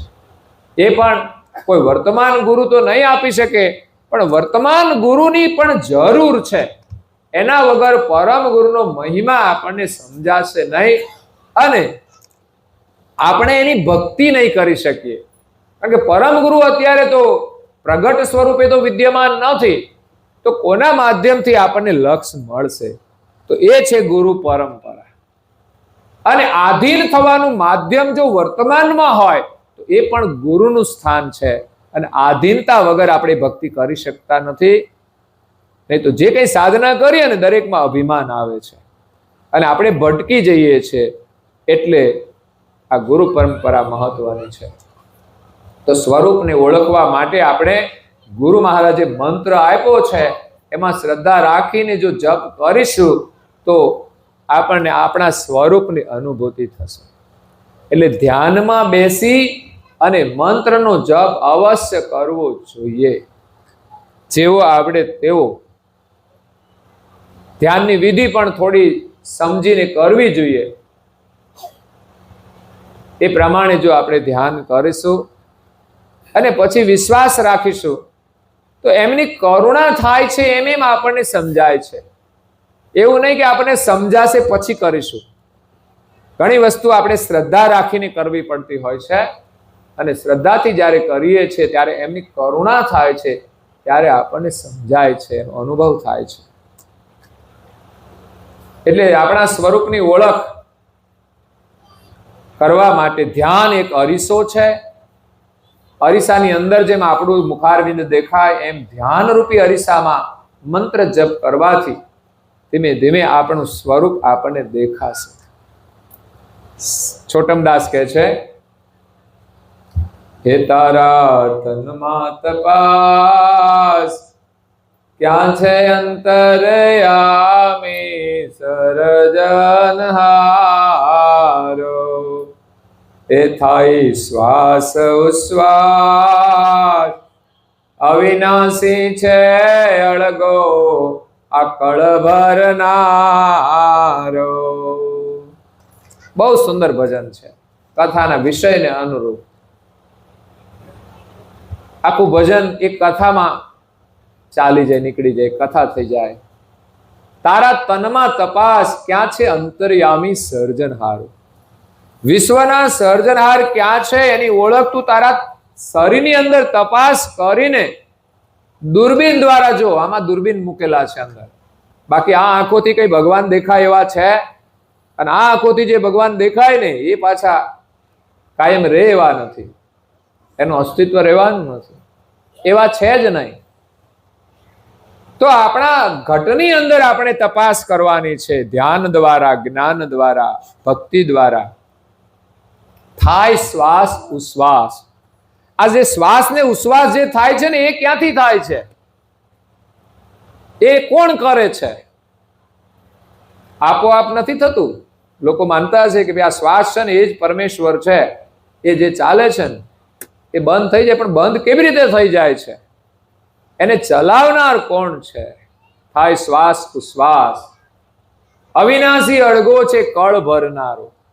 બે રીતે આ શ્વાસ ચાલે છે. એક તો માલિકે આની અંદર કળ ભરી છે, એ કળ ભરેલી છે ને ત્યાં સુધી હાલશે આ ગાડી. પણ આપણને ખુદને ખબર નથી કેટલી કળ ભરેલી છે. એનો ભરનાર છે માલિક તો ન્યારો છે, એને ખબર છે બધી ક્યાં સુધી આ ગાડી ચાલશે. અને બીજું ચાલે છે, કળ ભરેલી હોય પણ એને ચલાવનારું ચૈતન અંશ છે.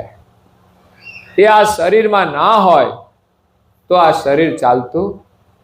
અંશની દ્રષ્ટિ એ પ્રણવ પર પડી છે, અને શ્વાસ લેવાય છે ને મુકાય છે.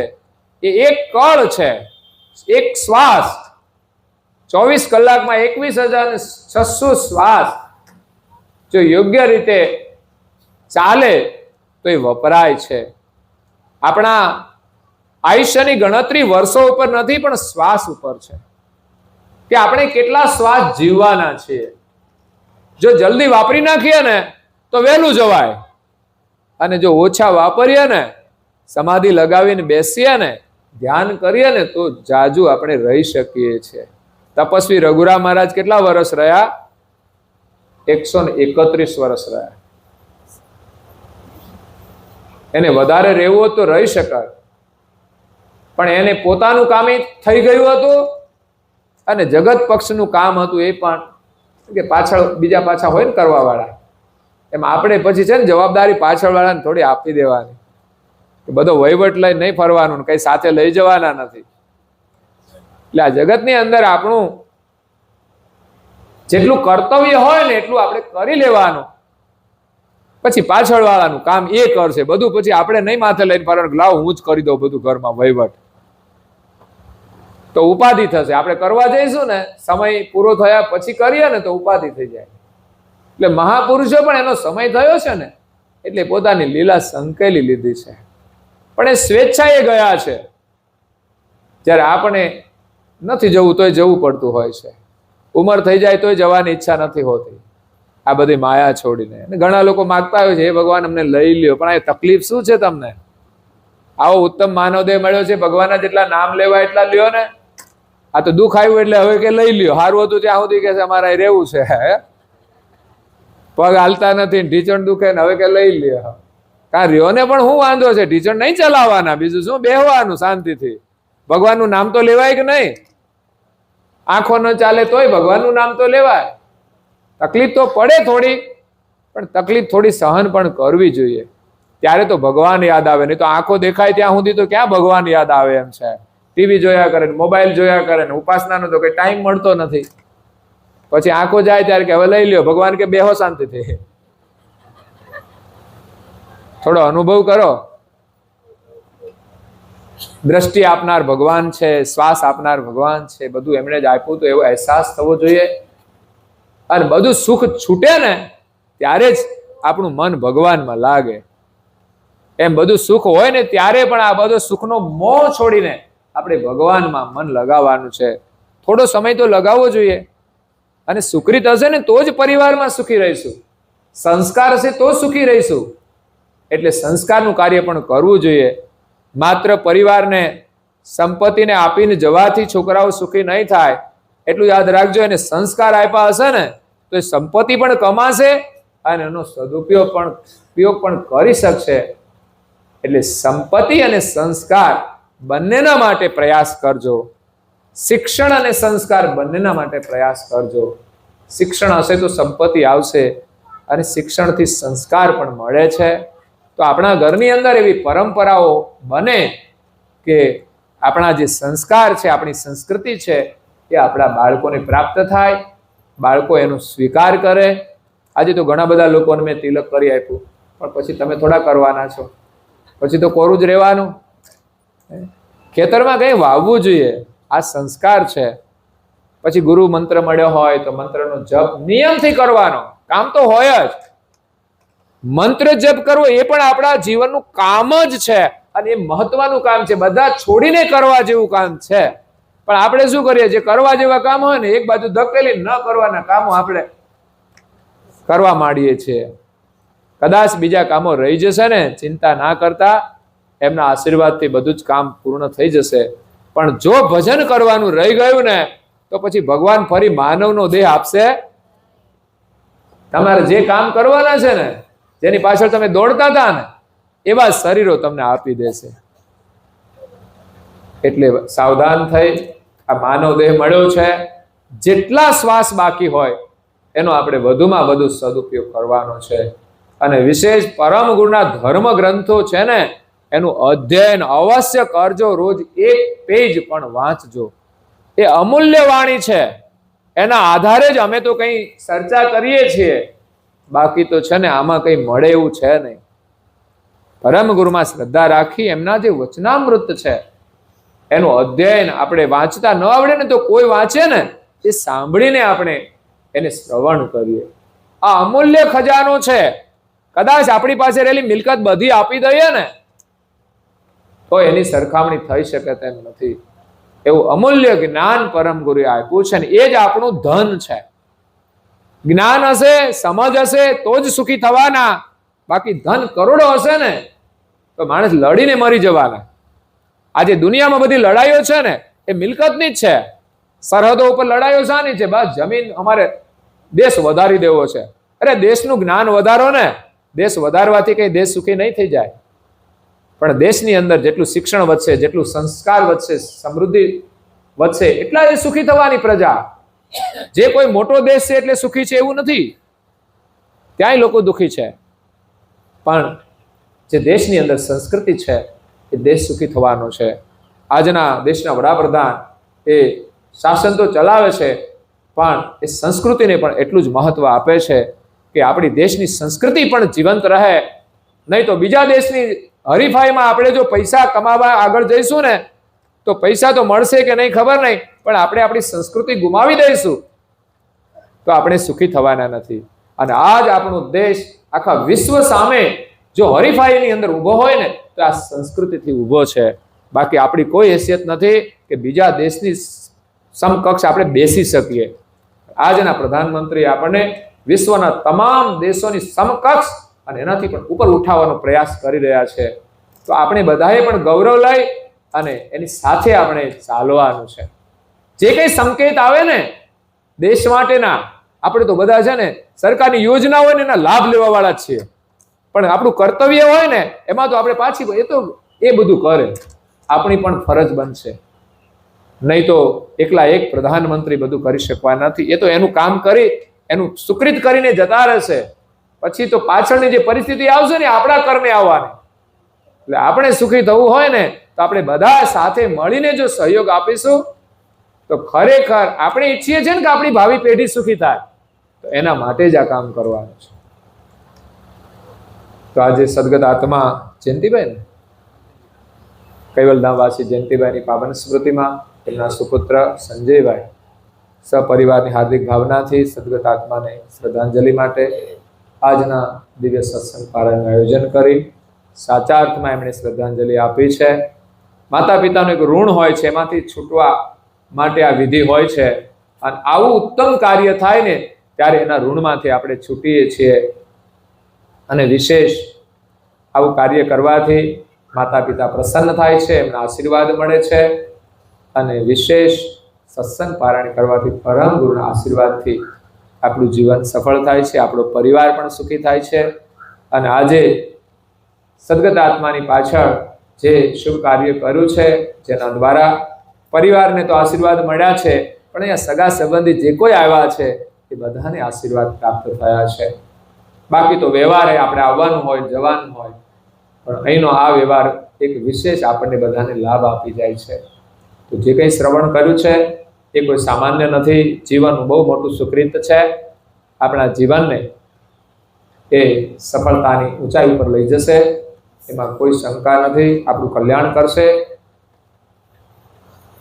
તો અહીંયા સદગત આત્માને આપણે શ્રદ્ધાંજલિ આપીએ છીએ. પરમ ગુરુ એમના શરણમાં એને અખંડ નિવાસ આપે, પરમ શાંતિ મળે, ફરી માનવનું જીવન મળે અને પરમ ગુરુનું શરણ મળે. જે સદગત આત્માઓનું સુકૃત હોય ને પરમ ગુરુના ચરણમાં જેની ચાહના હોય એ શરીર છોડ્યા પછી પણ એના શરણમાં જ આવે છે.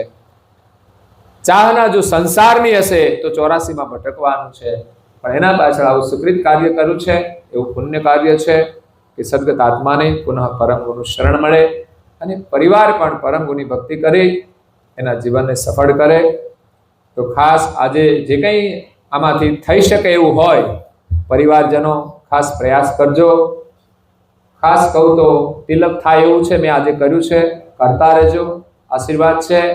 બીજું તમે જે વિધિ સરસ બોલ્યા છો તો એ પણ સવારે અને સાંજે 2 વખત આપણો નિયમ, ખાઈએ છીએ તો 3 વખત, પણ જે વિધિ કમસે કમ 2 વખત, સવારે એકવાર પગે લાગીએ જે વિધિ બોલીને, સાંજે એકવાર લાગીએ અને આપણા બાળકોને પછી આ પરંપરા પ્રમાણે બધું પ્રાપ્ત થાય. પરમ ગુરુની થોડી પ્રાર્થના છે, આરતી કરીએ તો સાથે પ્રાર્થના પણ થોડી આપણે કરવી જોઈએ અને આપણા બાળકોને પણ આ સંસ્કાર આપવા જોઈએ. અને કહ્યું તેમ ગ્રંથોનું અધ્યયન 15 મિનિટથી લઈ અડધા કલાક સુધી અધ્યયન કરવાનો પ્રયાસ કરજો. તમારું ઘર સમૃદ્ધ બનશે, તમારા બાળકો સંસ્કાર સંપન્ન બની અને સુખી થશે, એમાં કોઈ શંકા નથી. તો અહીંયા મારી વાણીને હું વિરામ આપું છું. અંતમાં આપ સૌ જાણો છો બધા સેવા કાર્યો ચાલે છે અને તમારો બધાનો સહયોગ છે, બદલ તમને બધાને ખૂબ ધન્યવાદ આપું છું. અને સમયાંતરે જેવી તમારી અનુકૂળતા હોય, ભગવાન તમને ખૂબ આપે સેવા કરવા માટે, તો સેવા કરતા રહેજો. સમય મળે તો તમારા જીવનનો સમય પણ સેવામાં અર્પણ કરતા રહેજો. આ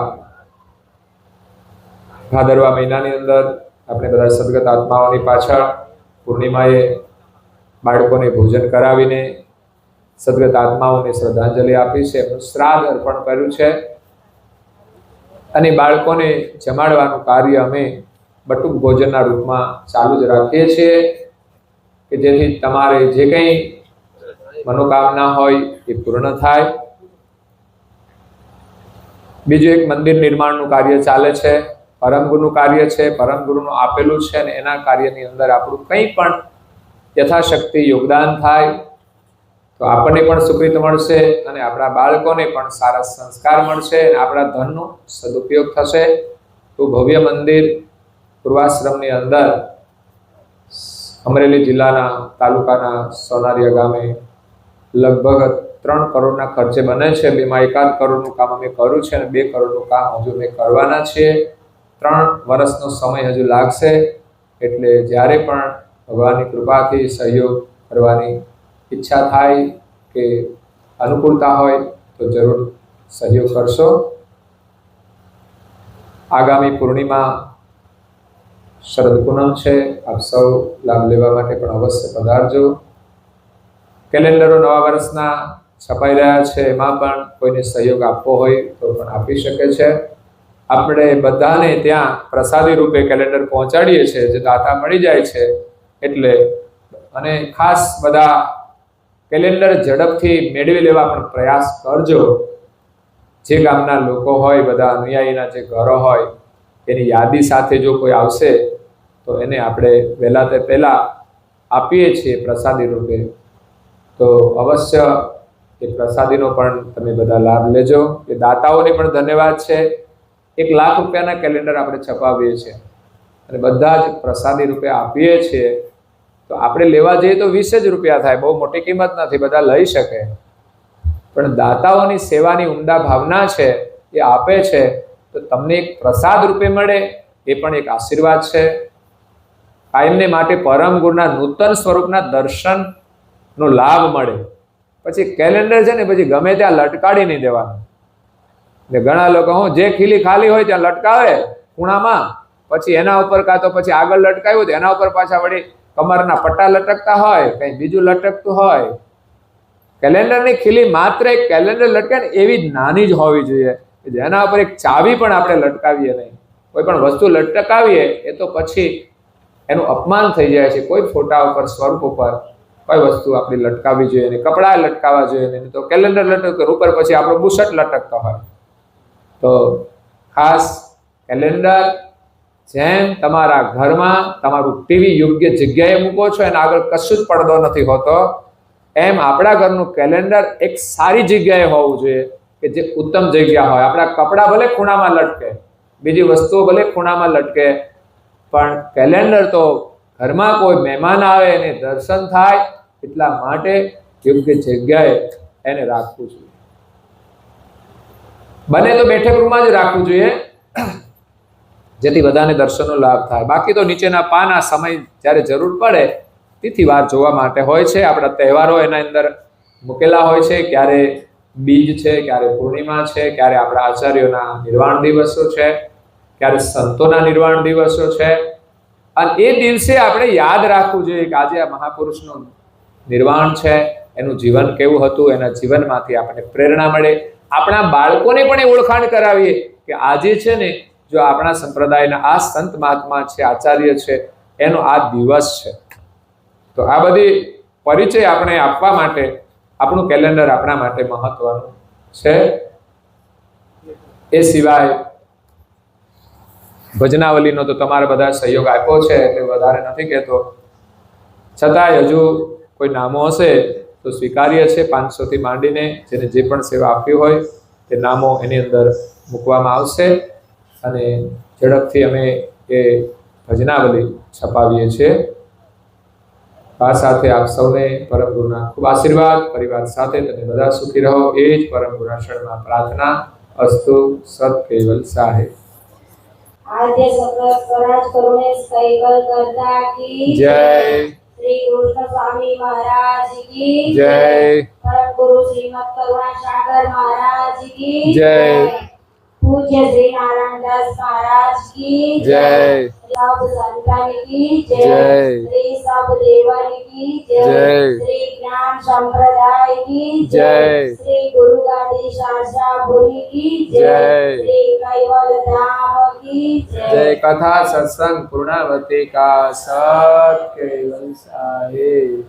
हे नाथ जोड़ी हाथ पाए प्रेम के सौरागिए शरणों माने सा चोट मारो हृदय थी मानिए जयांशया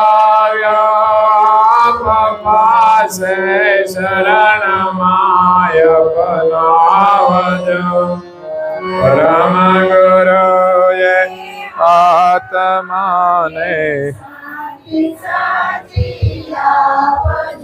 વળી કર્મના યોગે કરીને ચિકુડમાં અવતરે ત્યાં પૂર્ણ પ્રેમે ઓ પરમ ગુરુ આપની ભક્તિ લક્ષ 84 બંધનો મેં લક્ષમાં લઈ કાપજો બ્રહ્મ ગુરુએ આત્માને બોલો શાંતિ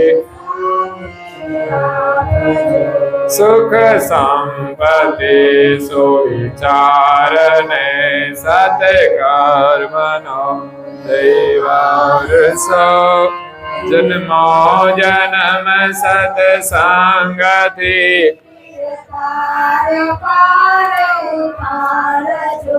આલોક ને પરલોકમાં તમ પ્રેમ રગે રગ પરમ ગુરુએ આત્માને બોલો શાંતિ મળે ભોગ કે સુખ સ્વર્ગ ના આશા રે એવી નથી દ્યો દેહ દુર્લભ માનવીનો ભજન કરવા ભાવ સાચું બતાવી રૂપ શ્રી કૈવલ હૃદયે સ્થાપજો પરમ ગુરુએ આત્માને શાંતિ સાચી આપજો બોલો પરમ ગુરુએ આત્માને શાંતિ સાચી આપજો થોડા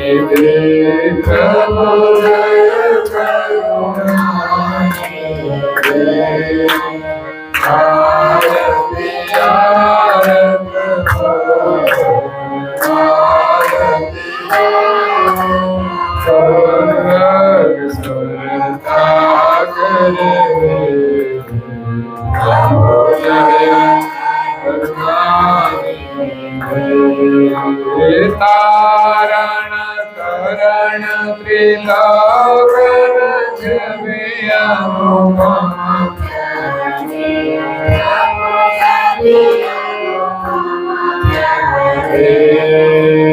અનેક જનાની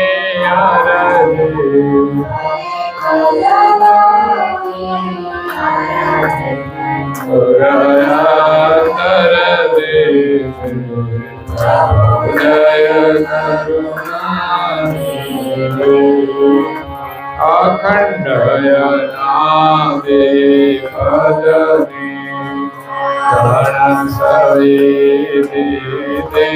પ્રભુ ગણસે સંશય સગરા નિવારે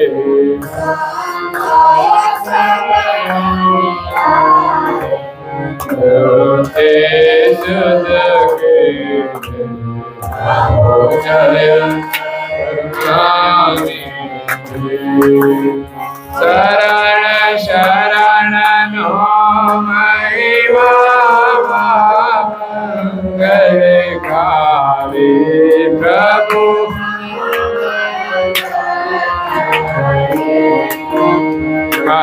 મંદમતી નો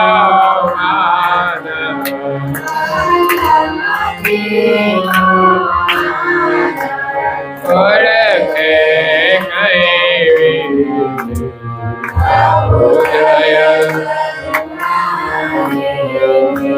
કઈ કરુણા સાગર આ બાજુ વિચાર પદરાસે પ્રભુ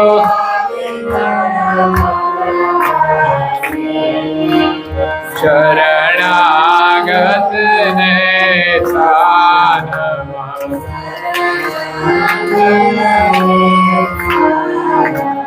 છેડે બતાવે છે પ્રભુ જય કરુણામે હે પ્રભુ જય કરુણામે હે પ્રભુ જય કરુણામે હે પ્રભુ જય કરુણામે